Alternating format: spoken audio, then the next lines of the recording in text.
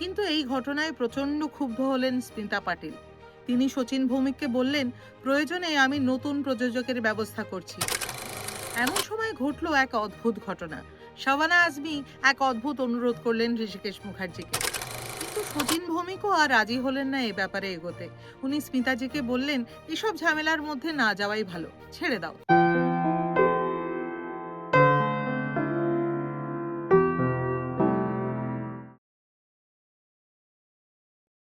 সালটা খুব সম্ভবত 1981 হতে পারে।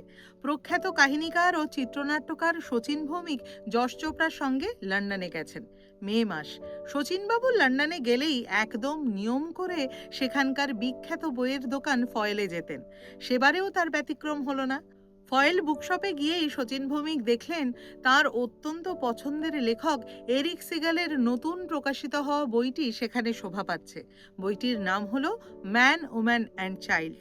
সঙ্গে সঙ্গেই বইটি কিনে ফেললেন শচীনবাবু এবং 2-3 দিনের মধ্যেই বইটি সম্পূর্ণ পড়ে ফেললেন। বইটি শেষ করেই তার মনে হলো এই দুর্দান্ত কাহিনীটির থেকে একটি দারুণ ছবি হতে পারে। দেশে ফিরেই শচীন ভৌমিক তাই সোজা চলে গেলেন ঋষিকেশ মুখার্জির কাছে।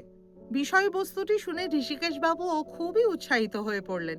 কাহিনীটিতে প্রধান 3টি চরিত্র, সর্বাগ্রে সেই 3টি চরিত্রের কাস্টিং ফাইনাল করে ফেলা হলো। রাজেশ খান্না, শাবানা আজমি এবং স্মিতা পাটিল। চিত্রনাট্য লিখতে শুরু করে দিলেন শচীনবাবু এবং এই ছবিতে সংলাপ লেখার জন্য ডাকা হলো গুলজার সাহেবকে। কাজ এগোতে লাগলো। এমন সময় ঘটল এক অদ্ভুত ঘটনা।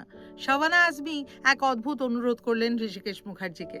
শাবানা দেবী বললেন, ঋষিদা, আমার এক বন্ধু নতুন পরিচালক, ও এই গল্পটা নিয়েই ছবি করতে চাইছে।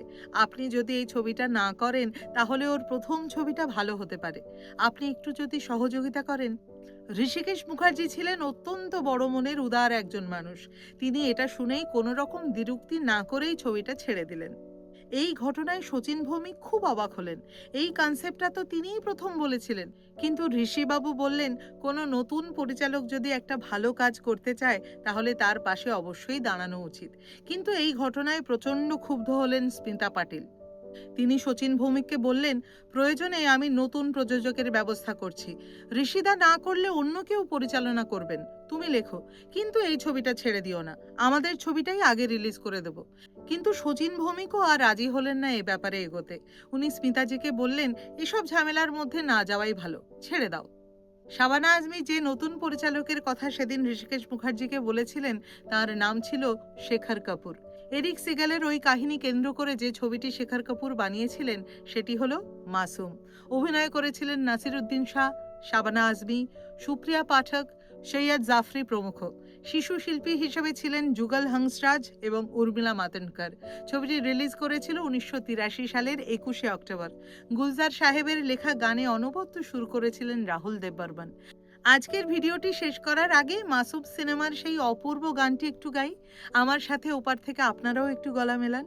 তুঝসে নারাজ नहीं जिंदगी हैरान हूँ मैं,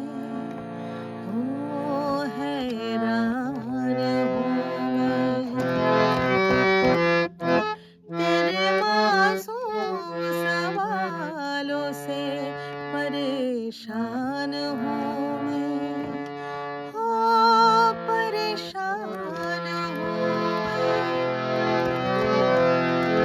तुझसे नाराज नहीं जिंदगी हैरान हूँ मैं, हो हैरान हूँ मैं, तेरे मासूम सवालों से परेशान हूँ मैं, हो परेशान हूँ मैं। আজকের পর্ব তাহলে এখানেই শেষ করছি।